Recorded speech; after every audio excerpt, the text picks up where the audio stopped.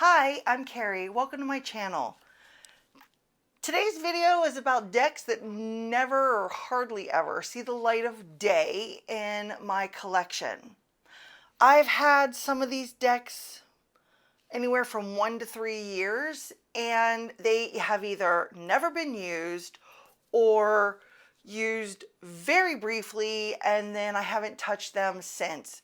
All of these decks have not been touched in at least a year, and when I'm looking through my cabinet to even choose decks, I will pass these ones over to pick something else instead. So I thought I would share them with you. Maybe that will spark some interest in me to want to pick these decks up and start using them again, or maybe I can explore a different way to read with them, or I don't know, something like that. Basically, we're going to look at some decks. That's the bottom line of this video. So let's go ahead and start with this one. This is the Unofficial Schitt Tarot. I freaking loved Schitt's Creek show when it was on TV. If you are a fan of that show, let me know in the comments below. I came to the series very late. I did not see it when it was originally airing. I saw it once it was on Netflix, and I've watched through the series at least twice and have started a third time through. I love the characters, and they are all portrayed. I only have half the deck out here. They are all portrayed very, very well on the corresponding tarot card. So if you know the series and then you see the cards that the characters are on, I think they fit perfectly. And I was so excited. This is an independent deck, in case I didn't mention that. It is by Heidi Page and Ashley Brock, illustrated by Matt Edwards. I don't even know if this is still in print, but I didn't want to miss the opportunity of owning this deck because I just love the show so much. Just like I own the Friends Tarot because I loved the show so much.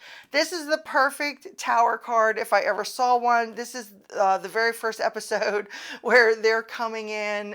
They're being raided by I think the FBI to take all their possessions because of what was it, tax fraud or something along those lines that their accountant did, but it was very funny. So I do love this, and I've never really read for anybody else with this deck, but just for myself. So I did use it quite a bit when I first got it, like the first month or so that I had it. And then I kind of put it away, and I have not picked it up since. I'm thinking, why haven't I been using this deck? What is stopping me from choosing this as a deck to read for myself like I did in the beginning? Because I'm always picking something else, and rarely, well, never, I never pick this one, or it wouldn't be in this video, basically. So I don't know why. I mean, maybe I just need to chalk this deck up as it's just going to be a collector deck for me because I love the show so much. I love the characters on the show so much. And oh, there's Moira's, all her wigs. And maybe that is just what I need to accept that it is. But again, because I love that series so much, and looking through this, it makes me want to use the cards. So maybe I do need to get it out and use it. This is when she accidentally joined that cult. That episode was hysterical. So, do you have this deck? And if you did have this deck, what kind of readings do you think you would do with this deck? Especially if you know the series. I'd love to hear, what your thoughts are on it. But, oh, these crack me up. But I just think the images, like I said, that are picked for the cards are brilliant. I'm still happy that I own this deck, and I would just like it to get a little bit more love and use in my collection, I think.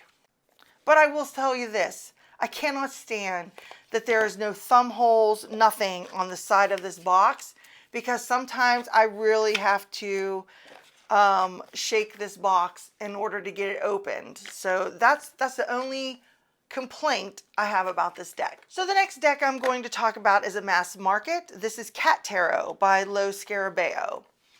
This is very cute and kitschy, I guess.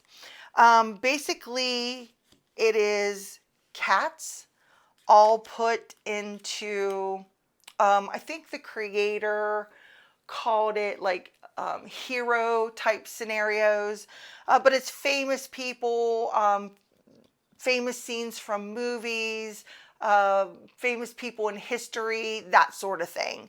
And I will say that the entire guidebook does tell you what each cat represents, in case you can't, I mean, obviously Mickey Mouse, but in case you cannot figure it out, it is listed in the guidebook, all the names of the characters.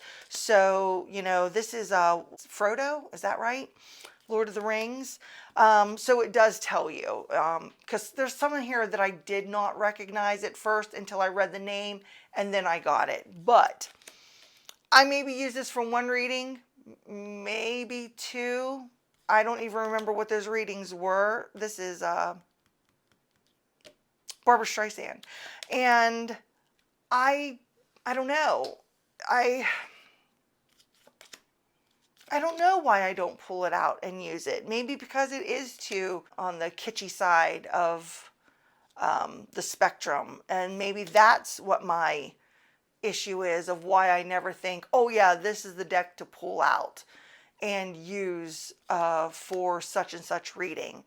But in the grand scheme of things, because it's been so long since I read with it, I can't even, like I said, remember what those readings were.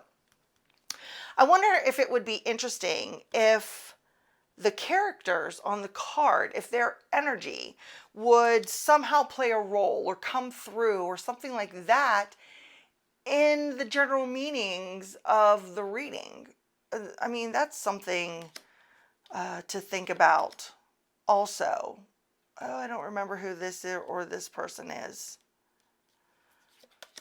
But yeah, I just, maybe that's a possibility, and I could look at it that way, because yeah, I haven't had any, oh, there's supposed to be Madonna, any desire to pull this deck out and use it for anything. So if you had this deck, how do you think you would use it? What kind of reading do you think it would suit best?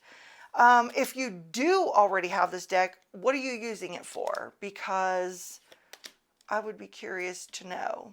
Give me some ideas, because it is really cute, and I would like to put it to some use in one way or another. Deck number 3, another mass market.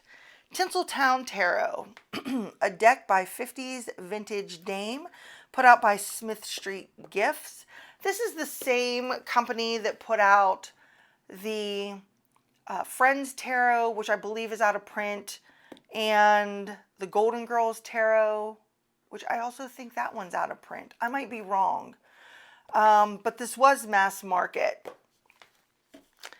I did use this deck a lot when I first got it, and I do really love it. It's vintage 50s Hollywood glam, basically. And I was using it for reading, like, to, you know, what does my inner diva want me to do right now? You know, how can I better tap into that inner diva energy, that sort of thing. And I did work with it that way for, I think it was like an entire month, maybe 2.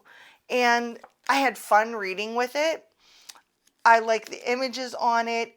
I love the color pink. So this is like right up my alley with all the pink and that is in this deck. So it was fun to use that way. But then after I did it, or after I used it, I should say, in that manner, I've never pulled it out to use it ever again. Not once, for any reason. I just like locked it into that like inner diva energy space and have never pulled it out since. And I'd like a reason to use it. And while I'm sitting here filming this, talking to you, and I'm looking over these images again, I really think that this would be a fun deck to use for relationship style readings. It just gives me that vibe as I'm looking through it now. So what is your thoughts on that? Do you think this looks like a deck that would be a good one for relationship style readings?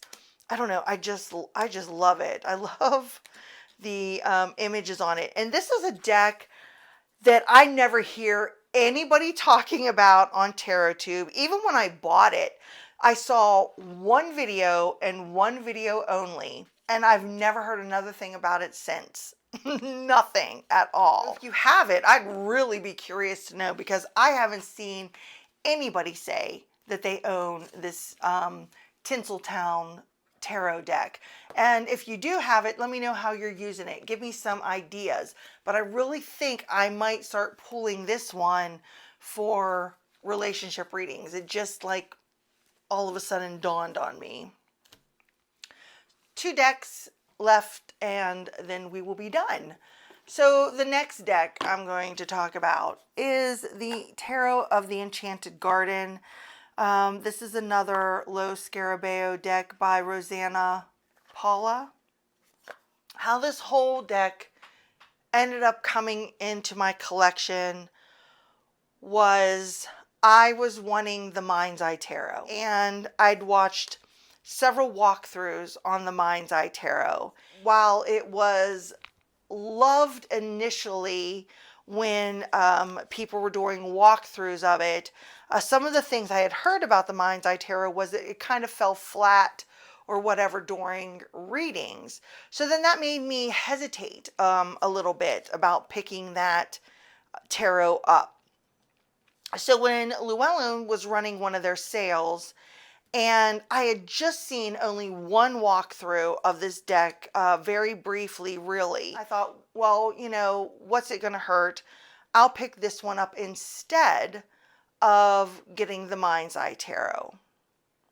And this deck, for me, this is just my perception of the deck, has like this very like dreamy-ish quality. Dreamy-ish, is that a word? Or just one I'm making up?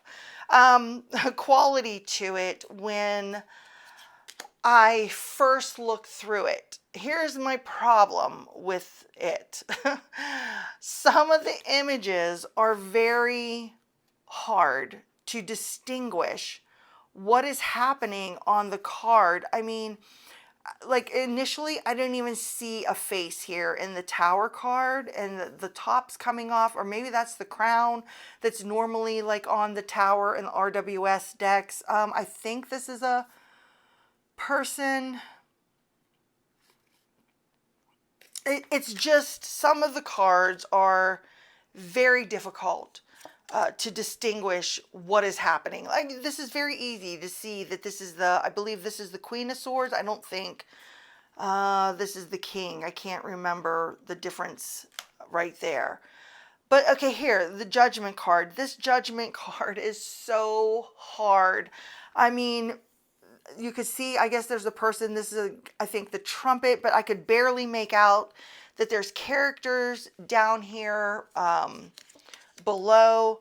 And then when you get a bunch of the cards in a spread, it's like my eyes don't know where to focus on some of these images because of the way that they're drawn. I think it is very beautiful. I do really enjoy the artwork on this deck. It's just tough to distinguish certain images on some cards, like I just stated. Like this one, plain as day. I can see that this is the Hangman. It's very easy to distinguish. Same thing with this 8 of Coins. Very easy to tell what is going on there. And then you've got ones like this. I don't even know what this is. Oh, this is Justice. I had to like really focus in and look. There's the scales and there's the sword. I think it would be a really great reader. I really do. I just got to get over hesitating on using it. That's kind of what I feel. And this is on that really nice Lo Scarabeo cardstock. So, you know, what are your thoughts on this deck? I'd love to hear your thoughts on this one too. And if you use it, what are you doing with it? Are you doing like maybe just a 1 or 2 card pull? Maybe I should start doing that until I get more familiar with the images. Maybe I could, you know, do that 1 month, or just maybe a card a day type thing. I don't know. I don't know what to do with it. So go ahead and give me your input on this deck. And our final deck in today's video is the Frau Grand Duchess Tarot. And this is an independent deck. This is exactly how it comes in this plain white box. I did pick this deck up off of Etsy, and this deck takes strange to a whole new level, but I'm here for it, so I'm not criticizing that in any way. I do love the strangeness of this deck. I don't know what to do with it. First of all, I said this when I showed it. It looks like all the titles were hand typed on, but here's the Lover's card. What is this? So it looks like they're on over the Grand Canyon. I don't know what the hell is going on with his arm.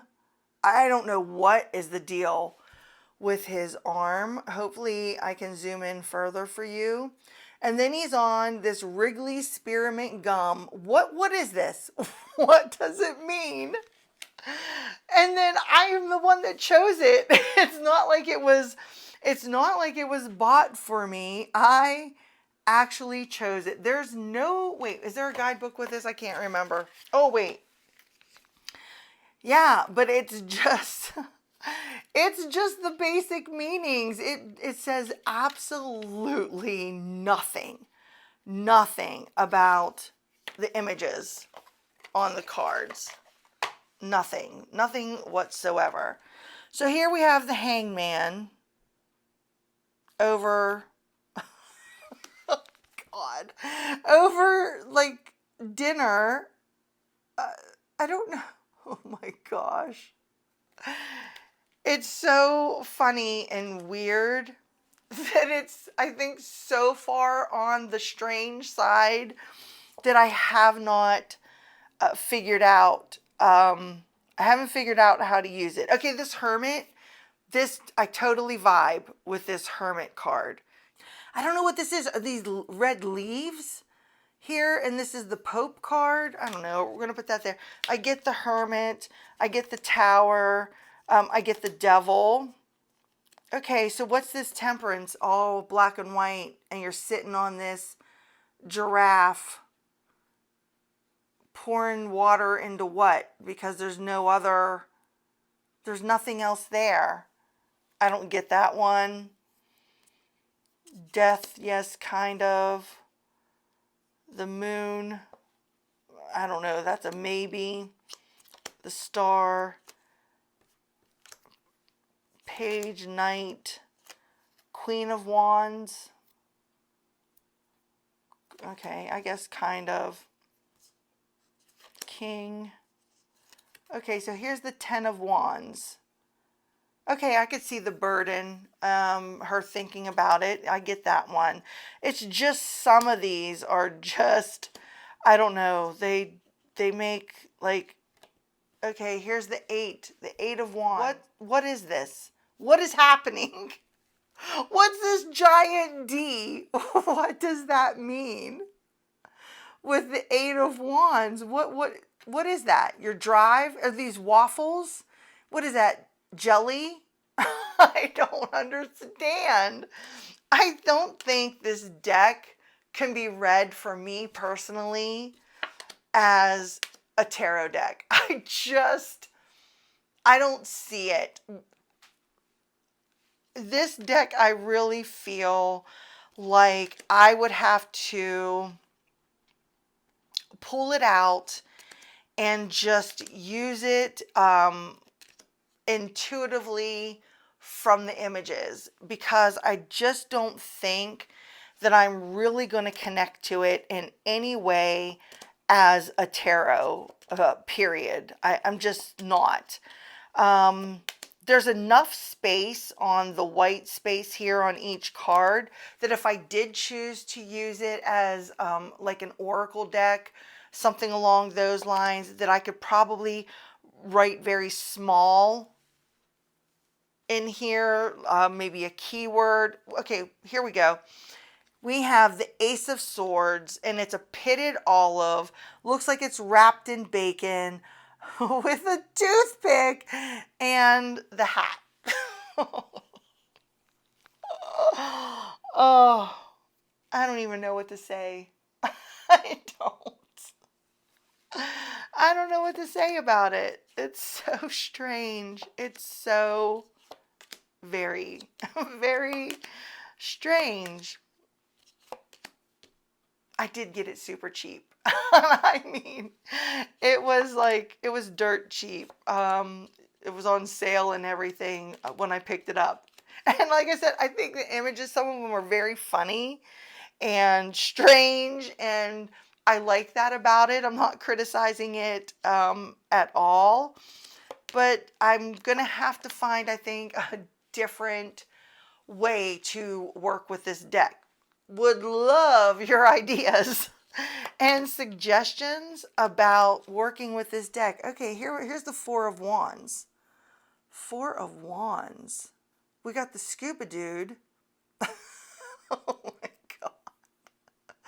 I don't even know. I don't. Oh, the Three of Wands. Okay, I guess. The Two. Oh. Force. What is this supposed to be? Is this supposed to be strength, maybe? I don't even know. The World.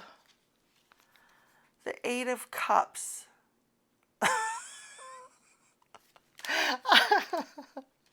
I don't even know what to say. Some of these images are just, they're hysterical. Maybe it's over my head. Maybe that's the problem.